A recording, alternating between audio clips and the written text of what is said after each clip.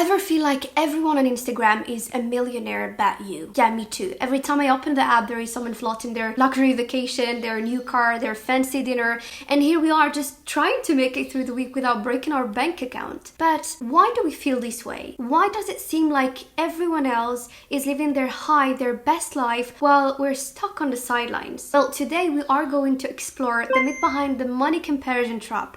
We'll see how social media magnifies those feelings and how to finally break free from this mindset. Stick around because by the end of this video, you'll have a whole new perspective on your financial journey. So you're scrolling on Instagram and you just saw a friend of yours posting his luxury vacation. Now you start to feel envy and you start to question all your financial choices. If that sounds familiar, then this is the money comparison trap at work. And things are getting even worse in today's digital world because we're not only comparing ourselves to our friends, family members, or even our neighbors, but we're comparing ourselves to influencers, to celebrities with endless wealth. And the result is a distorted perception of reality that leaves us feeling inadequate and financially insecure. This financial comparison evolves with us through different stages of life. When we are teenagers, it is about who has the latest gadgets, who has the latest iPhone, the trendiest clothes, and it can really break or make your social status at school. And then for young adults, it is about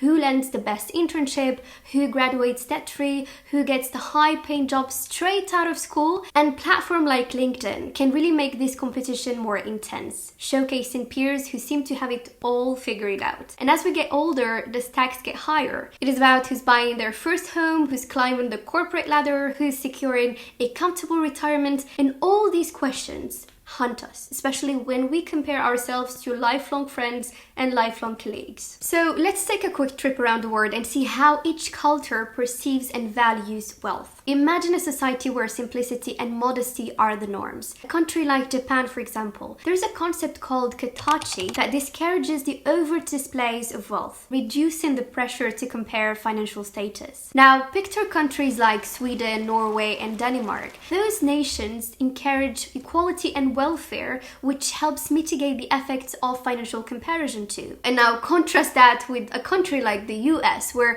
the American dream fuels a culture of individualism and consumerism. So in cultures where material success, material possessions are highly prized, there is more pressure to display wealth and compare financial status. Imagine we're having two people here that are completely different from each other. On the first hand, we have someone with a high income. He owns a lot of luxury items but is deeply in debt. He lives paycheck to paycheck, no emergency funds, and he's always thinking and stressing about his money. On the other side, we have someone with just a moderate income. He lives within his means, he has an emergency fund, no debt, and is completely confident about his future financial situation. Now, according to you, which one do you think is wealthy? It's the second one. And that's why we need to make the difference between financial status and financial well-being. So financial status is actually what you see on Instagram when you're scrolling, and it's all the lavish lifestyle, fancy cars, those designer wardrobes. It's what most people think of when they imagine what being rich is. But financial status is just a facade after all. It's a moment of time that is showcased on social media, usually to impress other people, and it doesn't necessarily reveal the true financial health of a person. It's like when you are judging a book by its glossy cover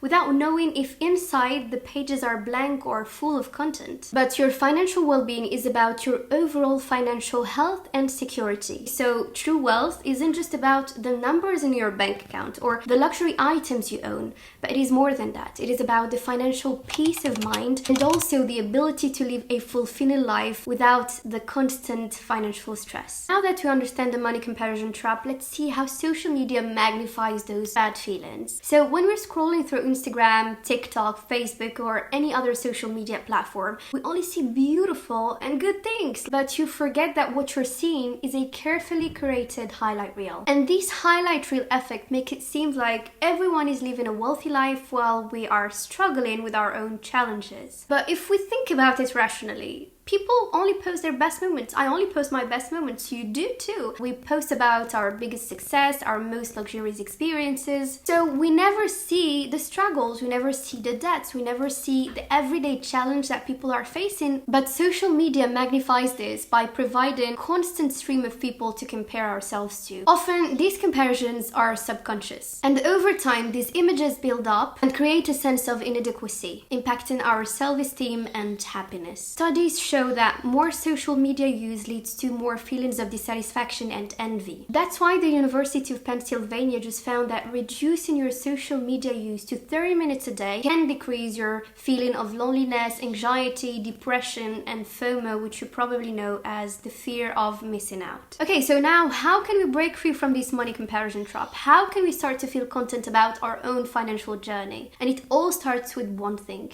awareness. Knowing that social media doesn't show you the full reality is going to help you see the full picture. So one powerful strategy to start with is to only follow accounts that make you feel good, the account that inspire you. So I want you to remove all the other accounts that trigger envy, dissatisfaction, and feeling of inadequacy. Second thing is to limit your social media use. As I already told you before, limiting your social media use to 30 minutes can reduce those bad feelings. So try to set specific times to check your accounts, and please avoid mindless scrolling. But the journey doesn't stop here. You have to focus on your own personal financial goals, because everyone's financial journey is different from you, and it must be different from you. So you must decide what is financial success to you. Is it paying off your debt? Is it buying your first house? Is it building an emergency fund? You decide. And the last thing is to seek financial education and financial guidance, because knowledge is power. The more you know about personal finance, the more you feel confident and take control over your financial destiny. Speaking of which, if you're really interested in personal finance or finance content,